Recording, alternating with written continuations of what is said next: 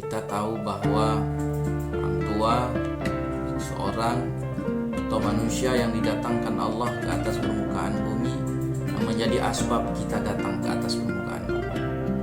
Semua kita berstatus anak bagi orang tua kita. Walaupun hari ini mungkin status kita sebagai menteri, status kita sebagai gubernur, status kita sebagai bupati, sebagai petani, sebagai nelayan, sebagai guru, tapi tetap tidak akan mampu merubah status kita sebagai anak bagi kedua orang tua kita.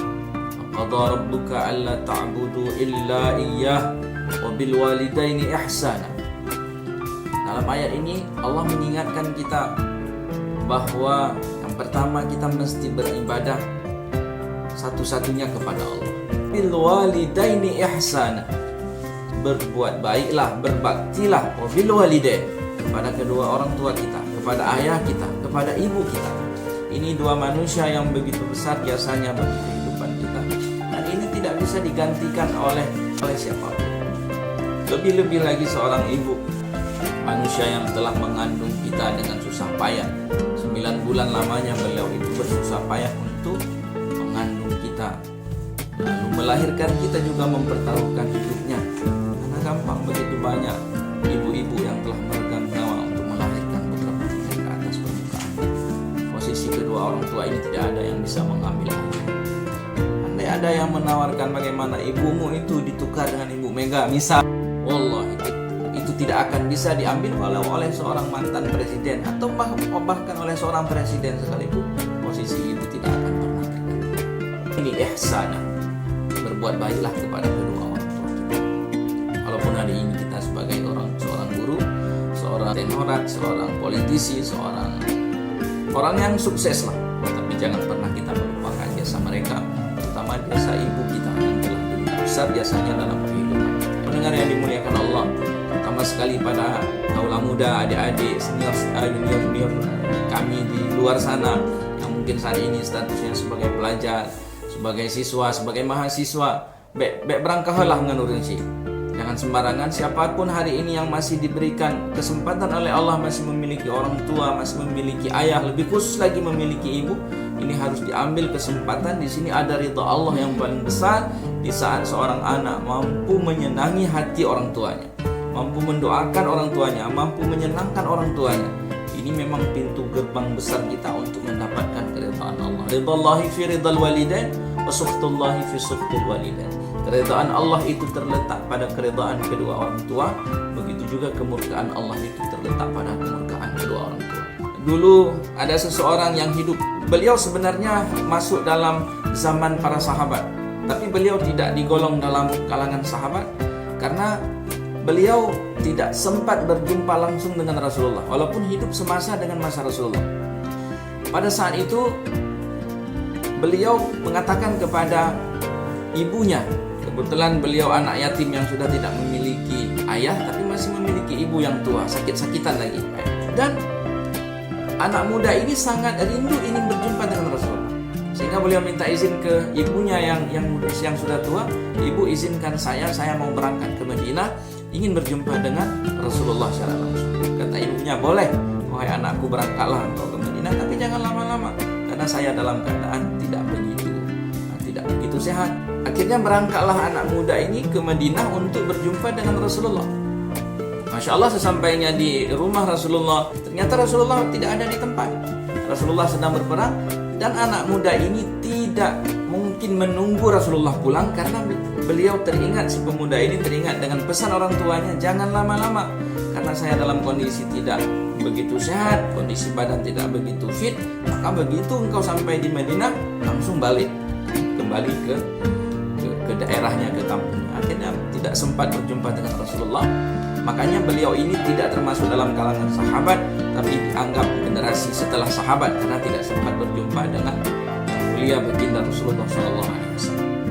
Sesampainya di kampung, lalu ibu beliau ini, ibu si pemuda ini menyampaikan kepada anaknya, wahai anakku, saya rindu sekali Baitullah, saya ingin sekali melaksanakan ibadah haji ke Baitullah.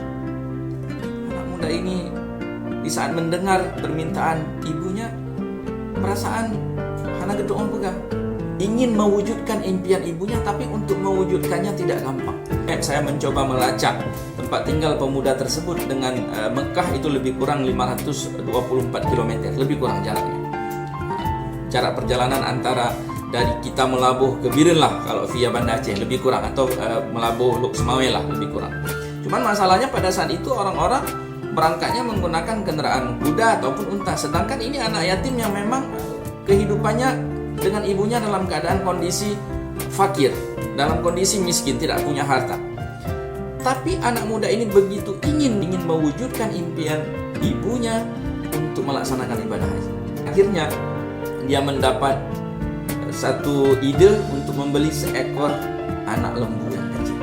Dibelilah seekor anak lembu yang kecil. Lalu hari-harinya itu anak muda ini urodakan dia diko anak lembunya ke bukit. Dia menggendong anak lembu ini, anak sapi yang kecil ini, naik turun bukit.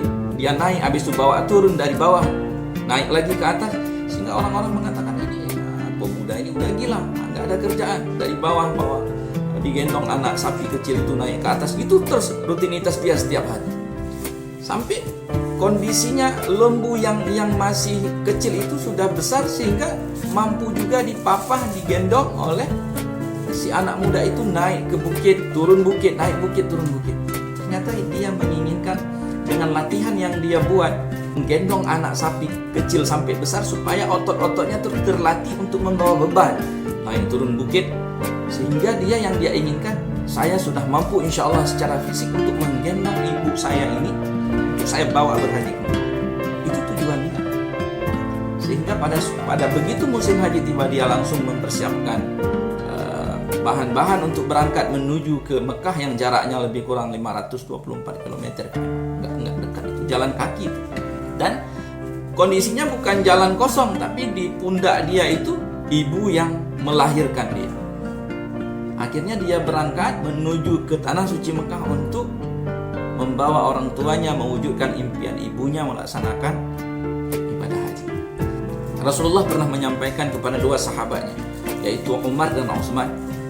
Disampaikan oleh Rasulullah kepada Sayyidina Umar dan kepada Sayyidina Utsman bahwa kalian harus menjumpai seorang pemuda yang memiliki tanda bekas putih di bahu kirinya. Dan di saat kalian berjumpa dengan orang tersebut, dengan pemuda tersebut, maka mintakan dia untuk mendoakan kalian supaya diampuni dosanya oleh Allah. Sayyidina Umar ibn Khattab merasa takjub, apa kelebihan yang dimiliki oleh pemuda yang tinggal di perbatasan Saudi dengan Yaman tersebut, kelebihan apa yang dimiliki oleh pemuda tersebut, sehingga Rasulullah sendiri memerintahkan Umar untuk berjumpa dengan orang tersebut. Bila berjumpa dengan dia, mintalah supaya didoakan oleh pemuda tersebut untuk Umar diampuni dosa-dosanya oleh Allah. Apa yang terjadi para pendengar yang dimuliakan Allah Subhanahu wa taala? Sesampainya di tanah suci Mekah, setelah melaksanakan rukun, setibanya di hadapan Baitullah, di depan Ka'bah, pemuda itu mengangkat tangan ke langit lalu bermunajat memohon kepada Allah. Apa doa yang disampaikan? Wahai ya Allah, ampunilah dosa ibuku. Doa yang disampaikan oleh dia itu adalah, ya Allah, ampuni dosa ibuku.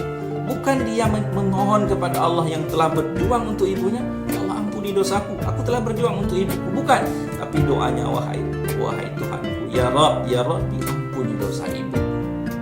Ibunya yang ada di gendongannya itu menyapa, wahai anakku, mengapa doamu itu supaya aku yang diampuni bukan engkau? Apa dijawab oleh anaknya, wahai ibuku, bila Allah telah mengampuni dosamu, telah menempatkanmu di surga, maka Allah akan ridha.